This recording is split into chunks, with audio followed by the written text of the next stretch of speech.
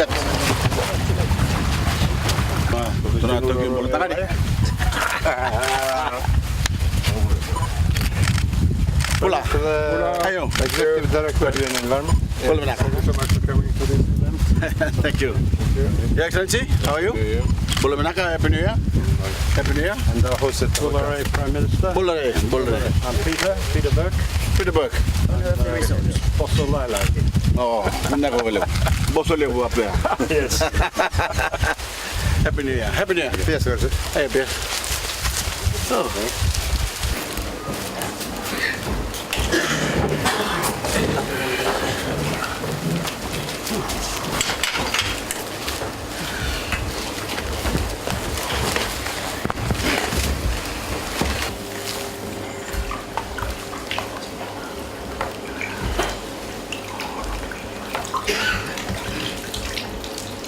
Bye.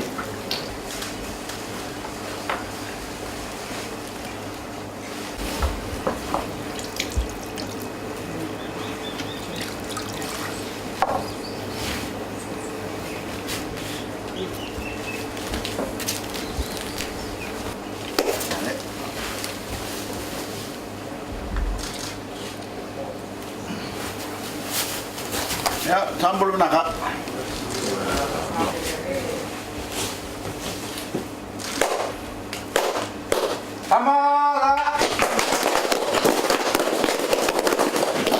Honorable Minister and Assistant Minister, Turana Tui Maduata, Your Excellency, the Acting Director of the United Nations Environment Program, Your Excellency, the United Secretary General's Special Envoy for the Ocean, Your Excellencies, members of the Diplomatic Corps, ladies and gentlemen, Bula Vinaka, and a very good afternoon to you all. We all know that this is an important day for Fiji and for the world as we gather in these beautiful surroundings to formally launch the International Year of the Reef 2018. On behalf of every Fijian as their Prime Minister and also the President of COP23, I want to welcome our distinguished international guests and thank the UN for the honor of choosing Fiji to highlight the state of the world's reefs.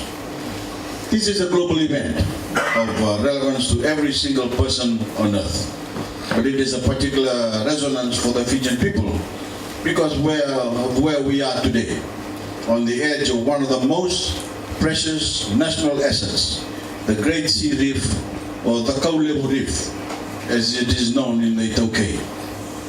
It is the third longest continuous barrier reef in the world, after Australia's Great Barrier Reef and the Mesoamerica Reef of Central America.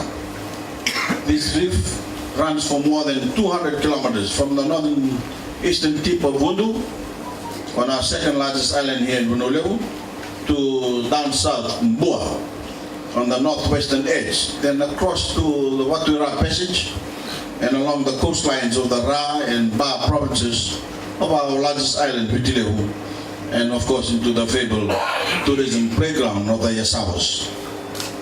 As it twists and turns across the seas of Western Fiji, it takes on different local names, but it is part of one great system that, according to a World Wildlife Fund survey, is home to 55% of the known coral reef fish in Fiji, 74% of our known corals, and 40% of all known marina flora and fauna in our 332 islands. Yesterday, my cabinet took an important step in protecting this great sea reef. We approved the nomination of a significant part of the reef as a Ramsar site under the Convention on Wetlands, ensuring its management and protection for future generations.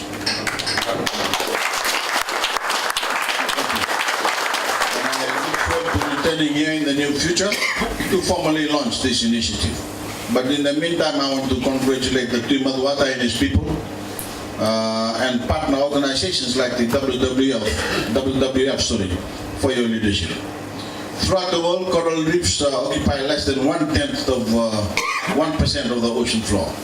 Yet they are home to a quarter of all known marine species. They are not only sources of food and economic wealth, but places of infinite complexity, variety, and beauty. Yet in one of the great tragedies of the modern age, these reefs are slowly dying. And we are here today to issue a plea to the world to summon the collective will to reverse this process, to save our coral reefs before it is too late. With a dramatic increase in coral bleaching caused by climate change, the plastic pollution of our oceans and other forms of human abuse, such as overfishing, it is a shocking fact that our generation could be among the last to witness the beauty of our reefs and benefit from their bounty. The great naturalist Sir David Attenborough, who made such an impact with his presentation at our ocean conference in New York last June, ended his most recent series, Blue Planet 2, last month with his stark warning that because of our abuse of the oceans, coral reefs could be dead within 80 years, totally extinct by the year 2100, within the lifetimes of many of those being born today. Imagine ecosystems built over the millions of years gone within the space of a generation. It cannot happen. It must not happen.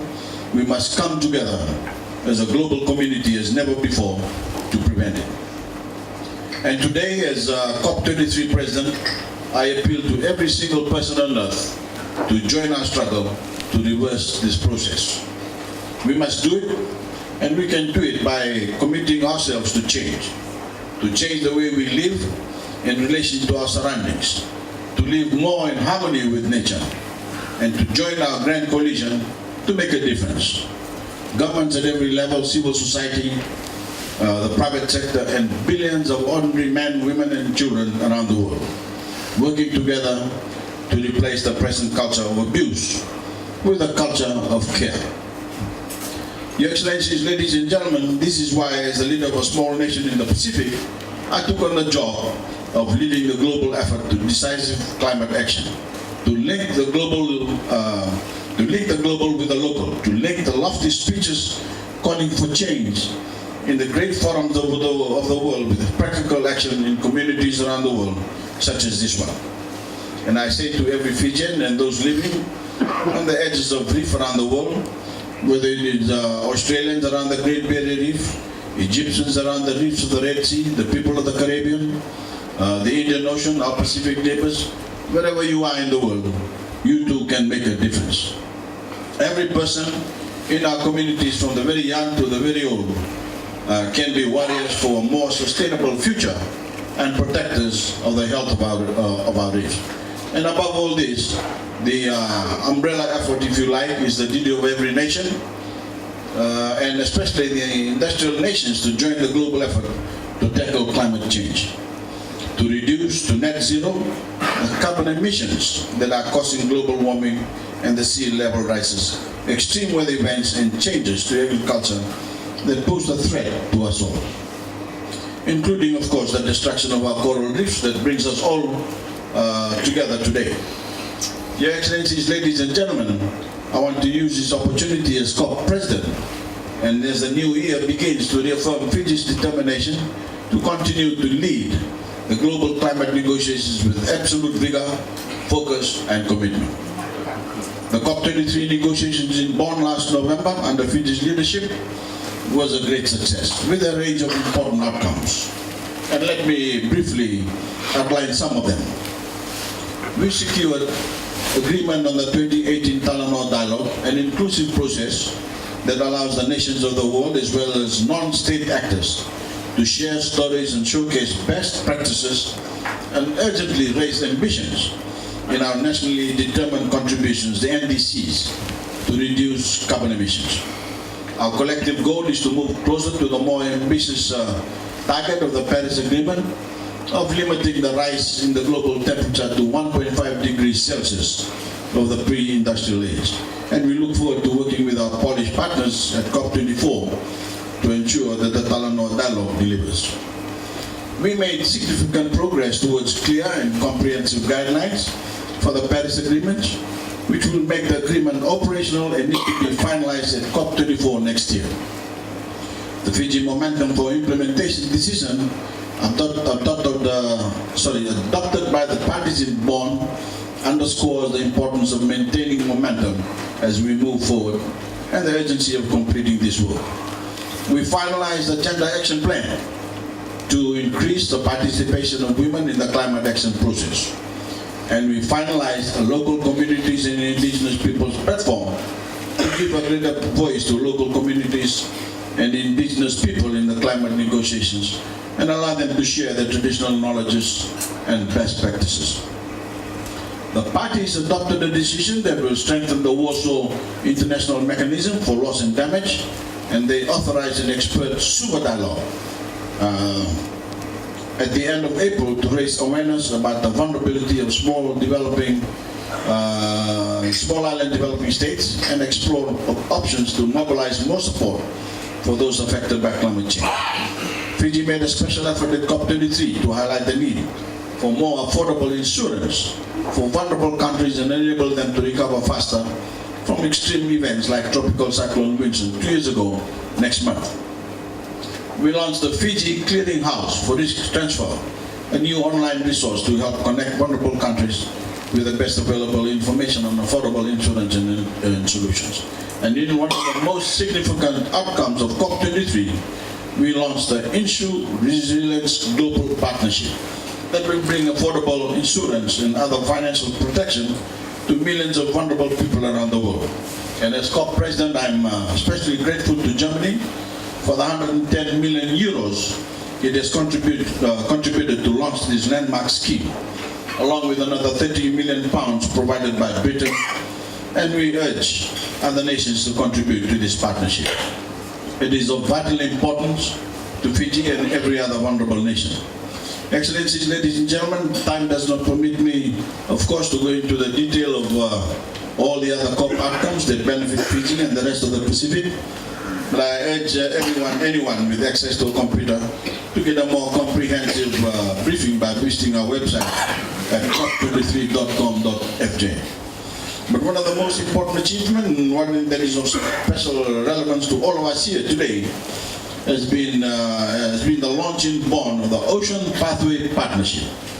This partnership encourages the COP negotiation process to create a stronger link between climate change and healthy oceans.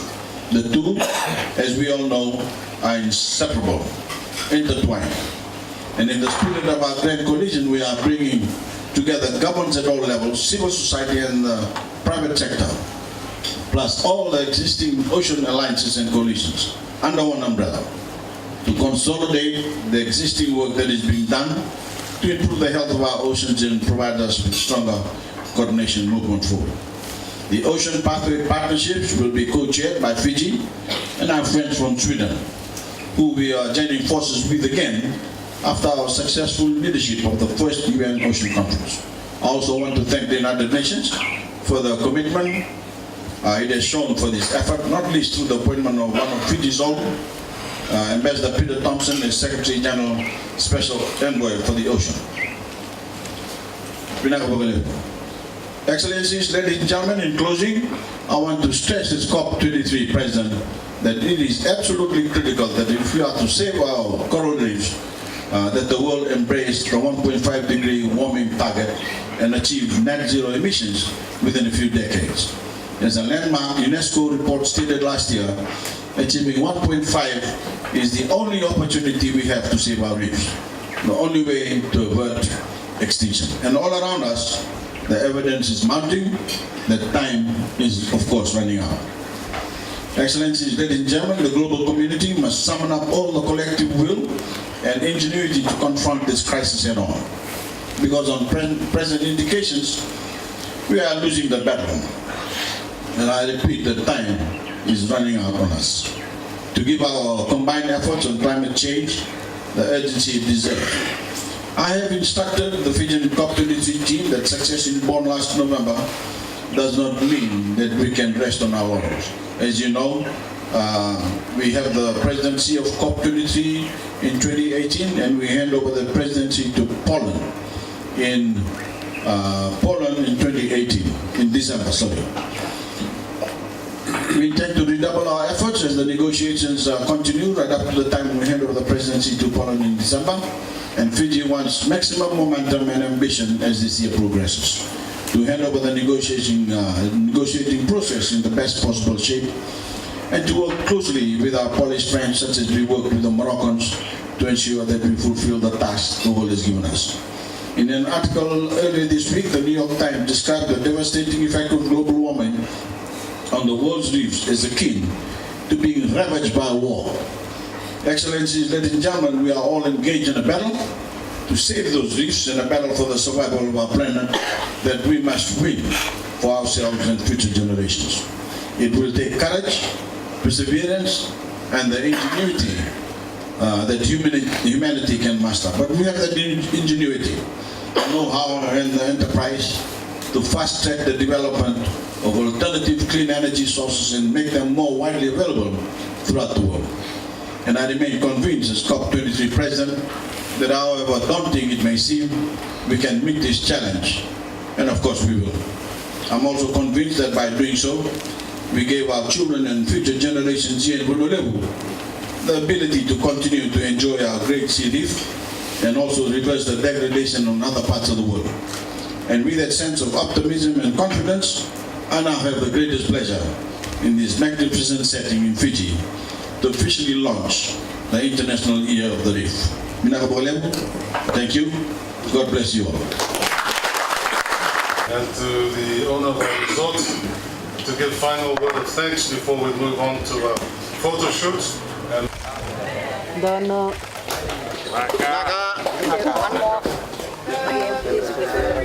We do get them reminding us not to call Polynesian because they're not south. Are they not? They're south of the equator. We wanted to go and hang out on the jumping. This is a safety line. This is a safety harness. And there's a safety line that runs from the back all the way to the front. On the fire.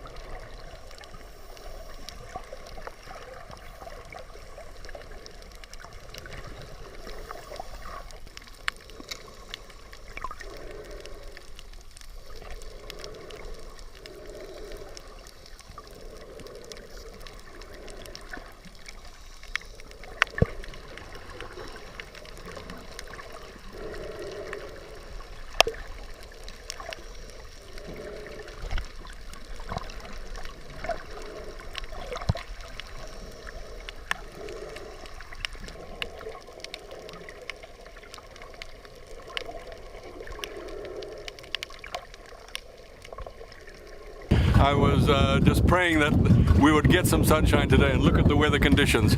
Perfect visibility down there. The great sea reef, the Bainivo Liko, is right behind us there. On the other side of that surf, you go all the way to Siberia. This is the great protective barrier of Fiji right here, and it's also the bunker of biodiversity for Fiji. Between here and the mainland, between here and the Domo, you have the richest fishing grounds in Fiji.